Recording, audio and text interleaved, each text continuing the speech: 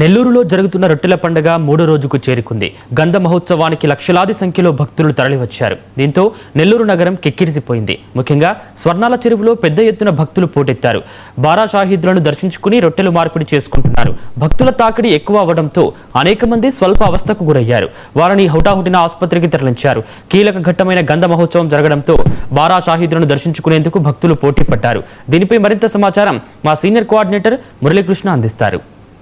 మత సామరస్యానికి ప్రతీకగా కుల మతాలకు అతీతంగా నెల్లూరులో జరుగుతున్నటువంటి రొట్టెల పండుగ మూడో రోజుకు చేరుకుంది. ఇవాళ కీలక ఘట్టం. నిన్న రాత్రి గంధోత్సవం జరిగింది. గంధోత్సవం జరిగిన తర్వాత ఒక్కసారిగా భక్తజన సందోహం భారీ ఎత్తున పెరిగింది. ప్రస్తుతం విజువల్స్లో చూడొచ్చు. రాత్రి గంధ మహోత్సవం జరిగిన తర్వాత ప్రత్యేక పూజా కార్యక్రమాలు ఏదైతే ప్రార్థనలు కూడా బారా షాహీదులకు నిర్వహించినటువంటి పరిస్థితి ప్రధానంగా ఉంది.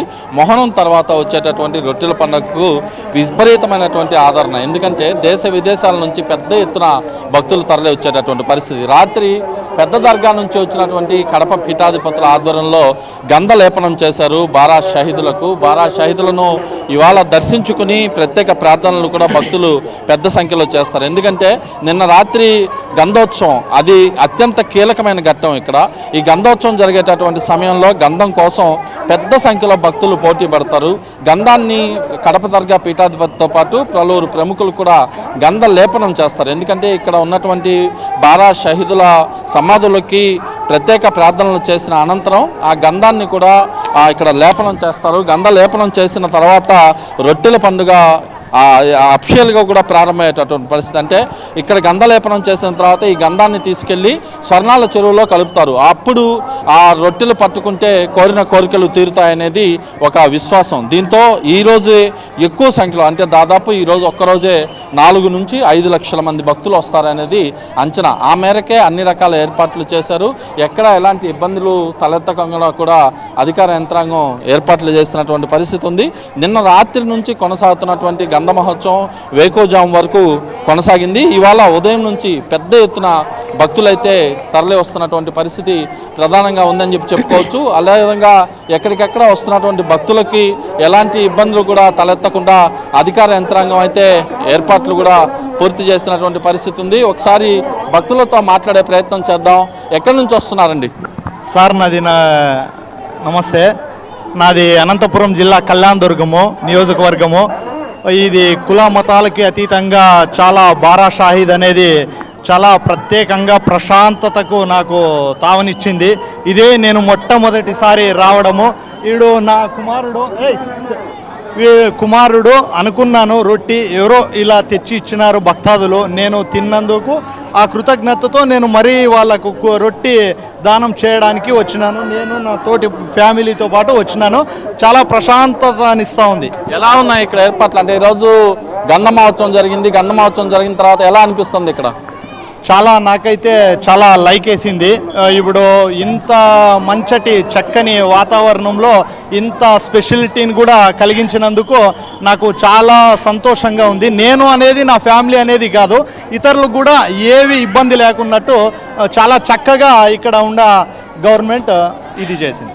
అయితే ఇంకా కూడా ఉన్నారు. ఒకసారి భక్తులతో మాట్లాడే ప్రయత్నం చేద్దాం. చెప్పండి అమ్మా, ఎక్కడి నుంచి వస్తున్నారు? ఎలా అనిపిస్తుంది? హైదరాబాద్ నుంచి వస్తున్నాము. నా మనవరాలు 10th క్లాసు, లాస్ట్ టైం తను 9th క్లాస్లో ఉన్నప్పుడు వచ్చింది. అయితే ఇక్కడ రొట్టి తీసుకున్న తర్వాత తను చదువు రొట్టి తీసుకుంది. తర్వాత అమ్మాయి 1st క్లాస్లో పాస్ అయింది అమ్మాయి. అందుకని మళ్ళీ తిరిగి రొట్టి ఇవ్వడానికి వచ్చాము. ఇక్కడ అంతా చాలా బాగా జరుగుతుంది. ఇక్కడ అంతా సెక్యూరిటీ అది అంతా చాలా బాగుంది. అంతా ఇక్కడ మా సొంత ఊరు కూడా ఇదే, మా హస్బెండ్ వాళ్ళ సొంత ఊరు కూడా ఇదే. పాప నువ్వు చెప్పమ్మా, ఎప్పటి నుంచి వస్తున్నావు? ఎలా అనిపిస్తుంది? నేను 9th క్లాస్లో ఉన్నప్పుడు వచ్చాను. బాగా చదివి ఫస్ట్ ర్యాంక్లో పాస్ అవ్వాలని రొట్టి తీసుకున్నాను. అది నెరవేరింది. ఇప్పుడు తిరిగి ఇవ్వడానికి వచ్చాము. చాలా బాగా పనిచేసింది నాకు. ఇప్పుడు మళ్ళీ నేను 11th క్లాస్ ఇంటర్ మంచి ర్యాంక్ కోసం మళ్ళీ వచ్చాను. చదువు రొట్టి, ఆరోగ్య రొట్టి అన్నీ తీసుకున్నాము, ఇచ్చాము. చాలా బాగా జరిగింది. ఓకే, ఉన్నారు భక్తులు. ఒకసారి మాట్లాడదాం. చెప్పండి, ఎలా ఉంది ఇక్కడ? Sir thank you sir. నేను ఎడ్యుకేషన్ డిపార్ట్మెంట్ పనిచేస్తాను. అనకాపల్లి నుంచి వచ్చామండి. అనకాపల్లి నుంచి వచ్చాము. అనకాపల్లి డిఓ ఆఫీసులో ఏడీగా అసిస్టెంట్ డైరెక్టర్ పనిచేస్తాను. గత సంవత్సరం మా పాప మ్యారేజ్ చేసాము. ఈ సంవత్సరం కూడా మ్యారేజ్ మళ్ళీ అది తీర్చుకోవడానికి పెళ్లి చేసాం కాబట్టి ఆ రొట్టె తీర్చుకోవడానికి వచ్చాము ఫ్యామిలీతో. నేను మా మిస్సెస్ వచ్చాము. చాలా బాగుంది సార్.